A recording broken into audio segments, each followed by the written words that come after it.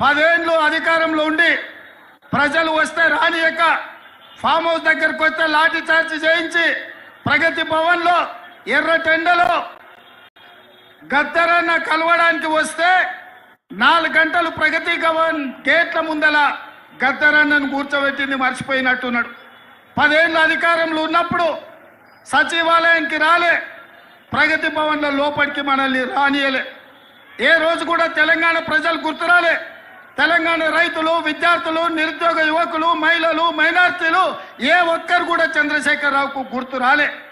అధికారం ఉన్నంతసేపు ఆంధ్ర కాంట్రాక్టర్లు, హైదరాబాద్ రియల్ ఎస్టేట్ వాళ్ళు ఆయన గుర్తొచ్చిండ్రు తప్ప ఏ రోజు కూడా తెలంగాణ 4 కోట్ల ప్రజల్ని పట్టించుకోలే.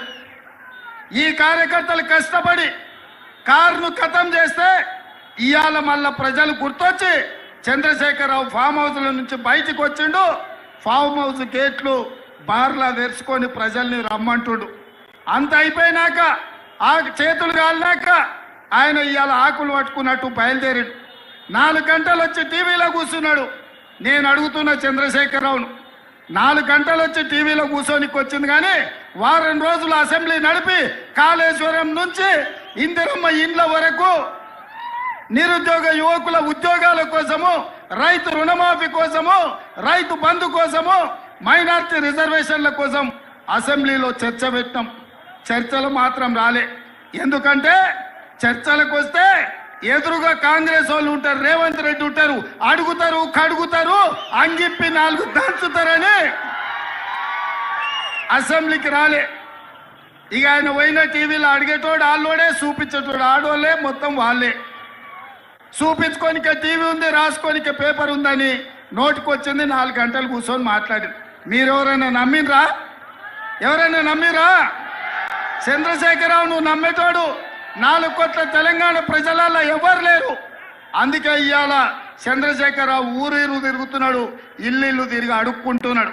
అయినా చంద్రశేఖరరావును క్షమించే పరిస్థితి తెలంగాణ సమాజం లేదు. ఇక చేవెళ్ళల పాపం జ్ఞానేశ్వర్ ముదిరాజును పెట్టిండు. ఆయన మంచోడే, కానీ ఏం లాభం? కేసీఆర్ అభ్యర్థిగా జ్ఞానేశ్వరుని పెట్టిండు, వెనకంగా విశ్వేశ్వరరెడ్డికి సైగ చేస్తున్నాడు, ఇక్కడికి కోరి అని. ఎందుకంటే బిడ్డ బెయిల్ కావాలి. బిడ్డ బెయిల్ కావాలంటే బీజేపీకి మద్దతు పలకాలి. ఇది ఇవాళ కేసీఆర్ నీతి, కేసీఆర్ జాతి. ఇక భారతీయ జనతా పార్టీ గురించి నేను ఎక్కువ చెప్పకపోయినా 4 అంశాలు గుర్తు చేయదలుచుకున్నా. బీజేపీ ఆనాడు నరేంద్ర మోడీ గారు గుజరాత్ ముఖ్యమంత్రిగా బయలుదేరి ప్రధానమంత్రి అభ్యర్థిగా ప్రతి సంవత్సరం 2 కోట్ల ఉద్యోగాలు ఇస్తా అన్నాడు. 10 ఏళ్ళు పూర్తయింది నరేంద్ర మోడీ ప్రధానమంత్రి అయి. 20 కోట్ల ఉద్యోగాలు ఈనాటికి ఇచ్చి ఉండాలి. కానీ పార్లమెంటులో నేను అడిగిన ప్రశ్నకే 7,21,681 ఉద్యోగాలు ఇచ్చిన అన్నాడు. చెప్పింది 20 కోట్లు, ఇచ్చింది 7 లక్షల చిల్లర. ఇదే కాదు, రైతుల ఆదాయాన్ని 2 చేస్తా అన్నాడు 2022 లోపల.